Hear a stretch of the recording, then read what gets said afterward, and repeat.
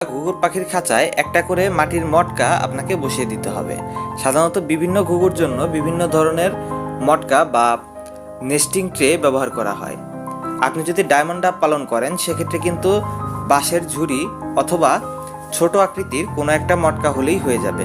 অপরদিকে আপনি যদি অস্ট্রেলিয়ান ডাব বা আমাদের দেশীয় তিলা ঘুঘু যেগুলো এগুলো পালন করতে যান সেক্ষেত্রে কিন্তু আপনার কবুতরের জন্য ব্যবহৃত মাটির মটকাগুলোই ব্যবহার করতে হবে। এবং ঘুঘু পাখির সবচেয়ে বড় সমস্যা হচ্ছে এগুলোর আপনি যদি রেগুলার পরিষ্কার পরিচ্ছন্ন না রাখেন সেক্ষেত্রে খুব দ্রুত রোগাক্রান্ত হতে পারে। আর এজন্য আপনাকে অন্ততপক্ষে প্রতি সপ্তাহে একদিন করে হলেও আপনার পাখির খাঁচাগুলো খুব ভালোভাবে পরিষ্কার করতে হবে।